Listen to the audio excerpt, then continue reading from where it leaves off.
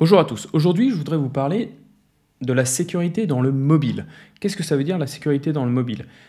Je vais vous parler de la sécurité en tant qu'utilisateur d'un téléphone mobile et comprendre un petit peu les tenants et les aboutissants de ce qui se passe. Et par la suite, dans d'autres vidéos, je vous parlerai aussi de la sécurité offensive, comment hacker un téléphone mobile, qu'est-ce qui existe, quels sont les outils. Et ça va vous faire prendre conscience qu'en fait, en tant qu'attaquant, il y a certaines choses qui sont très faciles à faire et donc que le développeur se doit de sécuriser son application quand il la développe. Mais pour l'instant, on va déjà commencer par se poser la question de quelles sont les données qui sont dans mon téléphone et pourquoi ça peut valoir de l'argent pour des attaquants ou pour se faire pister, pour qu'on nous vende plus de choses via tout le marketing et le cross-selling qu'on voit sur Internet. On en parle dans la vidéo maintenant. En fait, pourquoi je vais vous parler de ça aujourd'hui? C'est un peu plus ou moins parti d'un documentaire que j'ai vu dans Envoyé spécial du 29 avril 2021. Donc ça date d'il n'y a pas trop longtemps. Vous devriez pouvoir le revoir si vous ne l'avez pas vu en utilisant le replay de France 2 en l'occurrence. Le truc, c'était un espion dans la poche. C'était ça le titre du documentaire.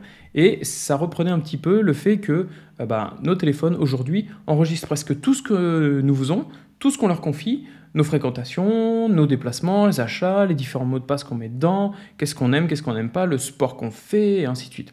Et en fait, le truc, c'est mais jusqu'où va leur connaissance de nous, de notre intimité, et à qui ils vont transmettre ces informations privées. Et qu'est-ce que ces personnes qui recevraient ces informations privées vont en faire? Et ça, c'était vachement intéressant pour se rendre compte, c'était bien fait, je trouvais, pour se rendre compte de, en fait, effectivement, ils en savent énormément, et puis, c'est vendu à des sociétés pour influencer notre comportement d'acheteur, en l'occurrence, pour nous vendre plus de choses, ou récupérer des informations pour nous profiler, on va dire. Donc ça, c'est le premier point. Donc si vous n'avez pas vu ce reportage d'Envoyé spécial, je vous conseille d'aller voir, il était vraiment intéressant. Et là, en fait, maintenant, on va regarder en détail tout ce que notre téléphone sait à propos de nous dans une infographie. Et vous allez voir, c'est monstrueux. Ce que je vais évoquer là, c'est principalement pour le téléphone parce que c'est ce qui m'intéresse aujourd'hui. J'ai envie de parler des téléphones et plus tard de la sécurité dans les téléphones, mais ça s'applique également à mon ordinateur qui est sur mes genoux ou sur un bureau, les gros trucs, les petits trucs, enfin tout type de terminaux qui a des informations à mon propos qui est connecté à Internet. On va passer en détail, voilà, ça dans une infographie, et voilà l'infographie. Donc, comme vous pouvez le voir, il y a Windows, Mac, Android, smartphones. Ok? Donc, le premier truc, tout d'abord, c'est mes mots de passe, qui sont soit dans mon navigateur Internet si j'utilise l'autofile, soit qui sont en fait dans le file system quelque part, dans un Excel ou dans un gestionnaire de mots de passe. L'idéal, c'est gestionnaire de mots de passe, on s'en souvient. De la même façon, il y a le numéro de carte de crédit, qui peut être de la même façon dans mon navigateur si j'utilise l'autofile, ou par exemple qui sont dans des fichiers sur mon device, sur mon téléphone, quelque part. De la même façon, il y a le numéro de sécurité sociale qui peut être téléchargé sur mon téléphone, sur mon ordinateur, pour pouvoir avoir une copie quelque part et y accéder. Voilà encore quelque chose d'important. Et s'il est scanné et en clair sur mon ordinateur, il peut finalement être exfiltré. Dans le cas des téléphones uniquement, mais c'est de moins en moins vrai si jamais je fais des connexions entre mon téléphone et mon ordinateur, c'est possible entre un Mac et un iPhone assez facilement de façon native, et également entre un PC Windows 10 et un Android, de partager les SMS pour pouvoir écrire un SMS sur son ordinateur et l'envoyer sur son téléphone. Donc, ils ont accès en fait à tous mes messages texte, tous mes SMS. De la même façon, ils vont avoir accès à tous mes appels téléphoniques, et notamment par le biais du Mac, parce qu'il y a la synchronisation avec l'iPhone, pour pouvoir passer un coup de fil depuis son Mac par le biais de son iPhone, et même chose entre son Windows PC avec Windows 10 et un téléphone Android.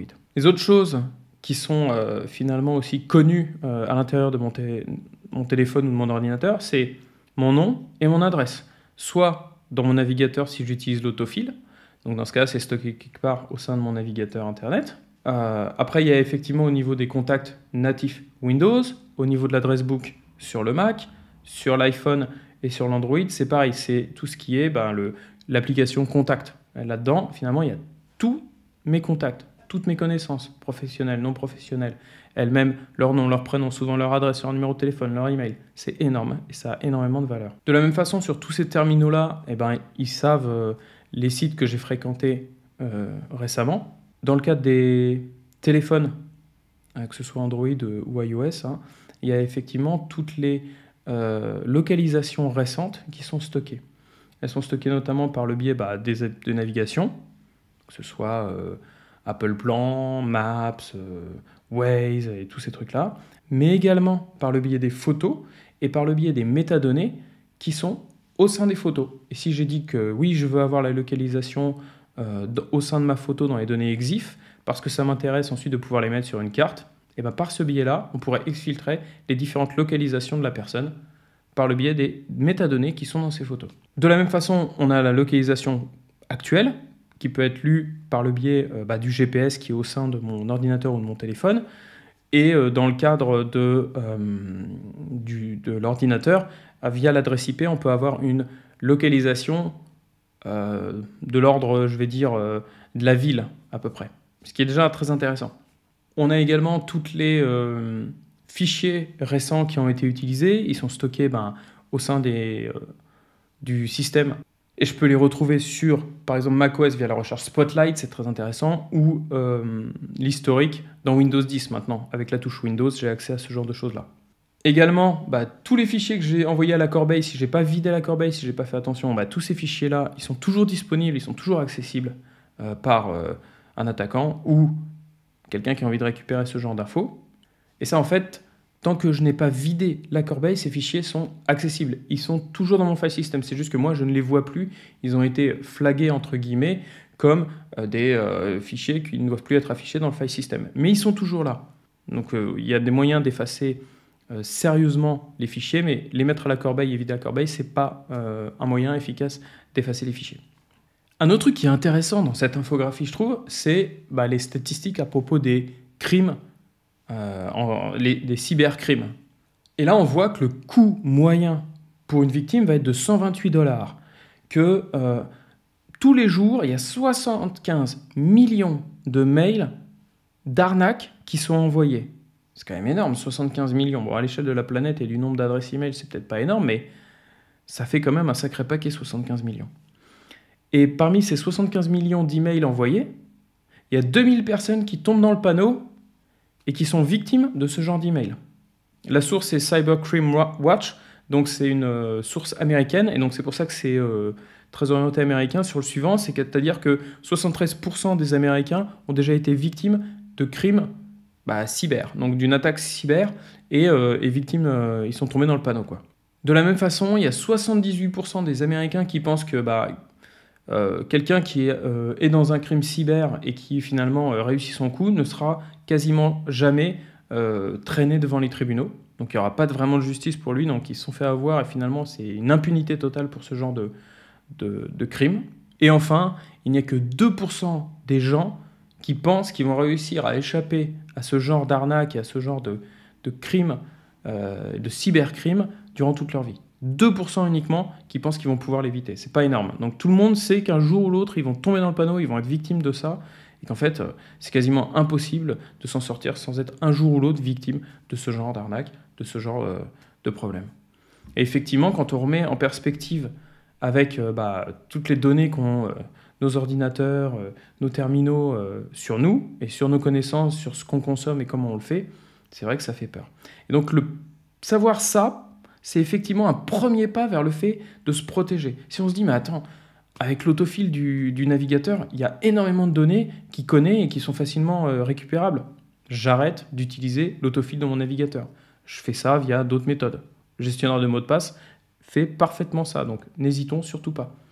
Si je stocke ma carte d'identité, ma carte vitale, mon passeport sur mon ordinateur, dans des fichiers, finalement, ils sont accessibles. S'il y a un malware qui s'installe sur mon ordinateur et qui exfiltre ce genre de fichiers, je suis mal. Qu'est-ce que je fais? J'utilise des coffres-forts.